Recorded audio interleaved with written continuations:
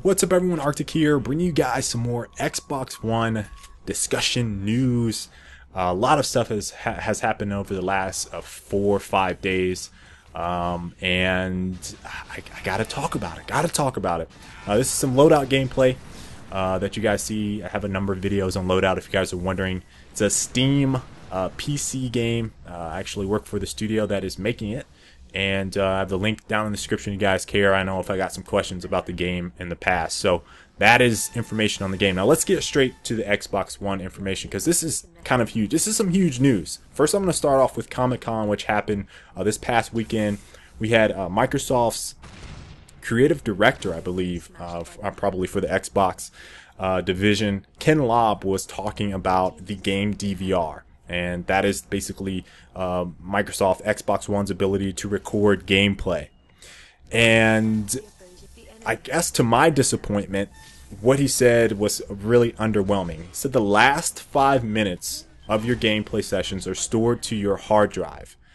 So here's why it's disappointing for me. And, you know, they probably gave some examples for Killer Instinct. If you guys have played fighting games, those don't really last longer than 5 minutes. So it makes sense there.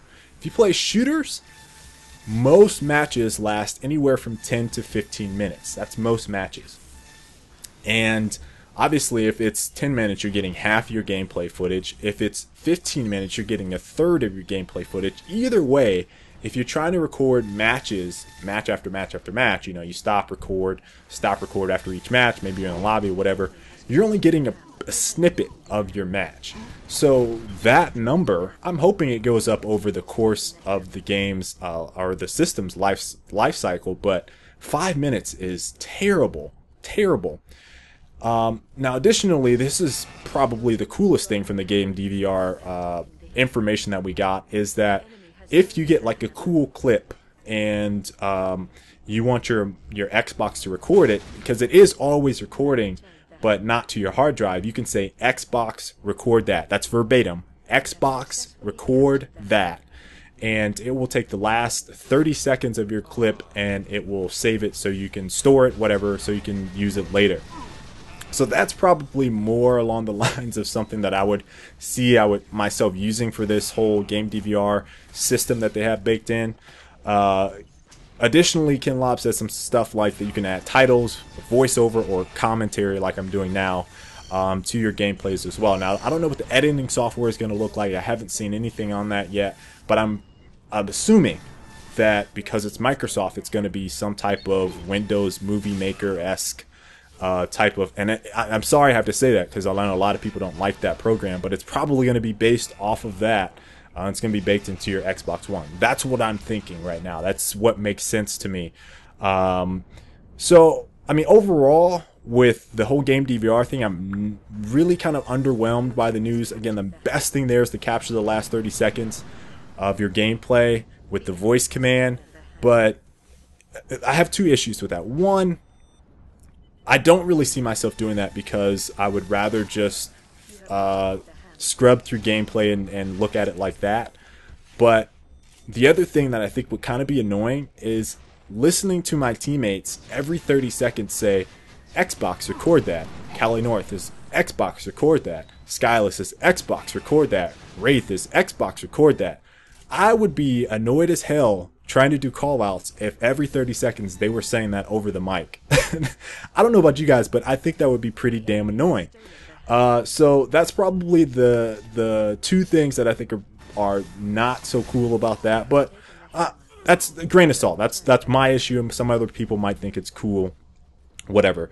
The other thing that maybe trumps the Game DVR thing, because the 5 minutes is really, again, underwhelming, and I think it's 15 minutes for PlayStation 4, which is that's a lot better.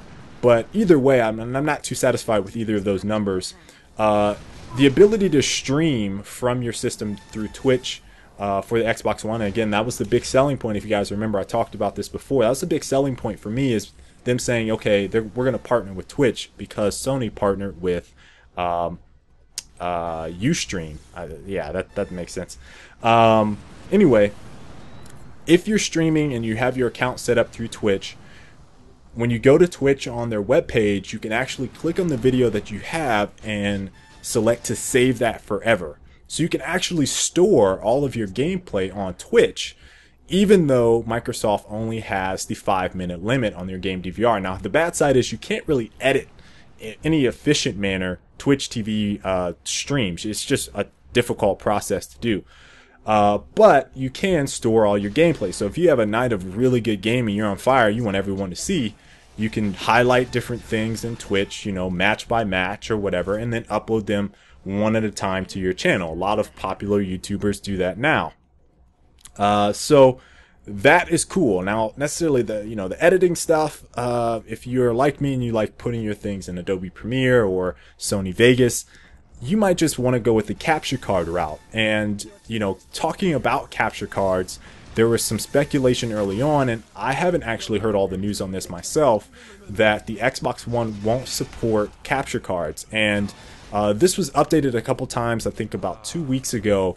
And I believe the latest thing I've heard is that they have unofficially, it was like a customer support person that said this, that they will support it, you know, capture cards. So I have no idea.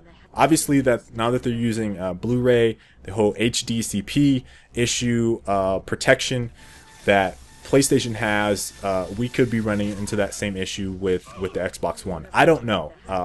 So I think that causes some a case for concern, but you know, it's really up in the air at this point.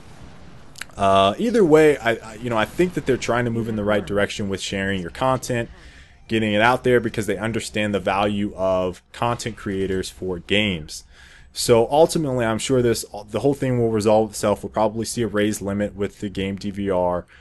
Twitch might offer some more options in the future for people to record from, or I'm sorry, edit their footage properly from their service.